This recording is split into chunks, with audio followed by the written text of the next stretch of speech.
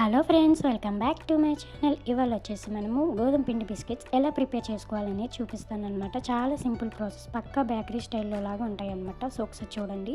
Half cup అనేది మనం wheat flour అయితే తీసుకోవాలి. నెక్స్ట్ కస్టర్డ్ పౌడర్ తీసుకోవాలి. నెక్స్ట్ 2 టేబుల్ స్పూన్స్ అనేది milk powder and baking powder and baking soda and pinch of salt అయితే తీసుకోవాలి. నెక్స్ట్ యాలక్కాయ పొడి ఉన్నా వేసుకోవచ్చు, లేకపోతే వెనిలా ఎసెన్స్ ఉంటే కూడా వేసుకోవచ్చు.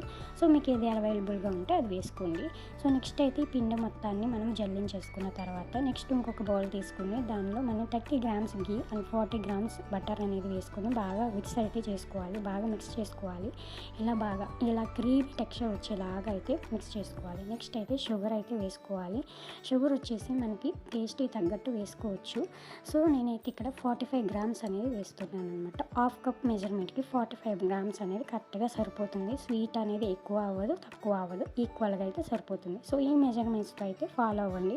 సో నెక్స్ట్ ఈ విధంగా మనము మిక్స్ చేసుకున్న తర్వాత మనం జల్లించి పెట్టుకున్న పౌడర్స్ అన్నీ అయితే ఇందులోకి అయితే వేసేసుకుని నీట్గా అయితే మిక్స్ చేసుకోవాలి. బాగా గట్టిగా అయితే ప్రెస్ చేయొద్దు, నిదానంగా ప్రెస్ చేసుకోండి. సో స్మూత్గా ప్రెస్ చేసుకుంటే చూసారా ఇలా డవ్ అయితే ప్రిపేర్ చేసుకోవాలి.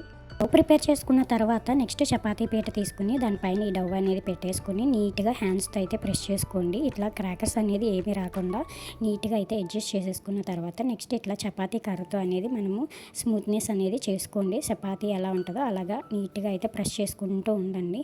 సో నెక్స్ట్ ఈ విధంగా వచ్చిన తర్వాత నెక్స్ట్ అయితే మనము ఏదైనా షేప్ కట్టర్ ఉన్నా సరే, లేకపోతే కనుక ఇట్లా గ్లాస్ ఉన్నా సరే తీసుకుని నీట్గా అయితే షేప్స్ అనేది కట్ చేసుకోండి.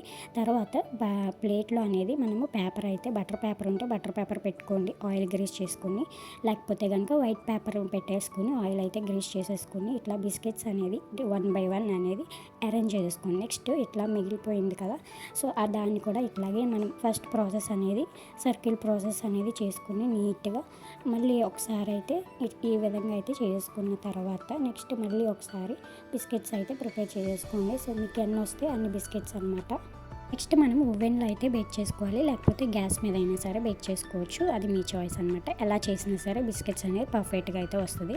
సో ఫస్ట్ అయితే మనము ఓవెన్లో అయితే 10 మినిట్స్ అనేది 180 డిగ్రీ సెల్సియస్లో ప్రీ హీట్ చేసుకున్న తర్వాత నెక్స్ట్ బిస్కెట్స్ అయితే పెట్టేసి మనము 15 to 20 మినిట్స్ అనేది పెట్టేసుకోవాలన్నమాట 180 డిగ్రీ సెల్సియస్లో.